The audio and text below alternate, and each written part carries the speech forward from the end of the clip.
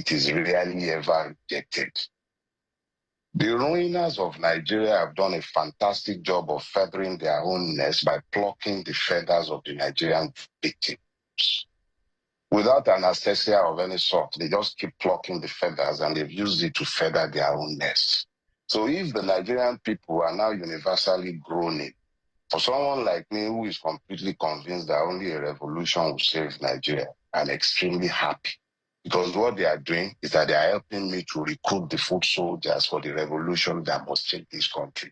Now, let's deal with something. You're talking about pensioners. Go to Ekiti State.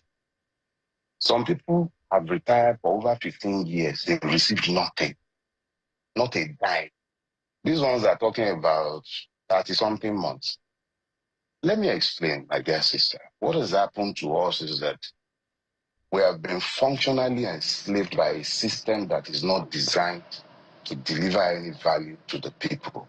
It's meant to create value and deliver value, extract value from the people and deliver it to the rulers of Nigeria. So it is very easy for that system to ensure that our president has the latest yacht in town, his jet, even when it doesn't need replacement, gets replaced. He has assured that governors travel all over the world, spending monies in excess of what is spent on universal basic primary education. So it's not a system that works for the people.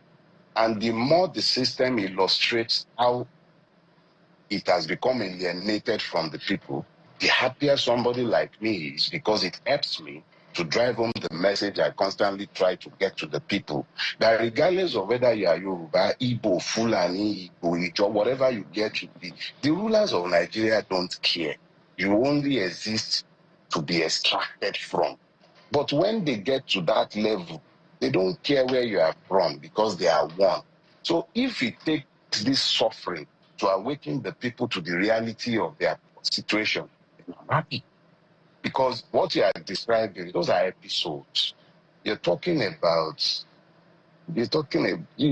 at a man with load askew on his head without paying attention to the crookedness of his legs. Those are merely episodes. It's all over the federation. Everybody is crying. It's just about who they give a mic and who is able to articulate his pain. Now, to come to the case of Rai, the system is always going to find ways to punish those who would hear, to say something different from what it wants to hear. What is Rai do? She drew attention to the fact that they are not even paying them what should be sufficient to transport paupers from one point to the other. If they are paying their fathers right, would they pay the children those kind of allowances when the system itself knows by his own calculation that these monies are not enough? This girl drew attention to this, and what has the system done? Coalesce to ensure that no other pauper will dare to do something like that in future. That is what has happened, and they will find all manners of excuses to justify what has been done. You know, Mr. FAROtimi, it is all about ensuring. My sincere apologies for butting in. My sincere apologies.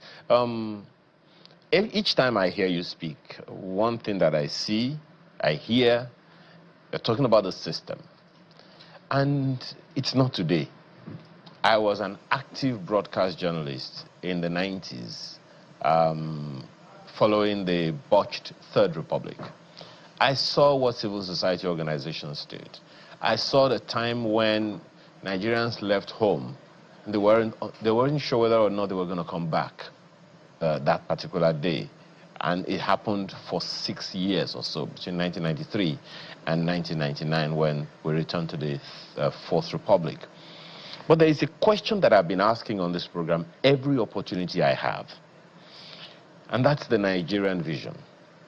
Some people believe that Nigeria's vision is embedded in our national anthem or in our national pledge. So first of all, do you agree with them? Or do you think there is a need for us to sit around the table and agree what the Nigerian vision is? That every politician, irrespective of political party or political leaning, irrespective of 1 term or 5 years or 2 terms or 4 years, must align with. Do you think it is time for us to get there, or you think things are going to continue without this rudder that we need to abide by? Thank you very much. You know, this is probably like the third or fourth time that we'll be speaking, myself and you. And the one thing you would concede is that I have never failed to speak to the system governing this country. The reality is that we don't have any national vision. I think it's in Habakkuk, I think chapter 2, verse 1 and 2, or something like that. Those of you who are Christians, like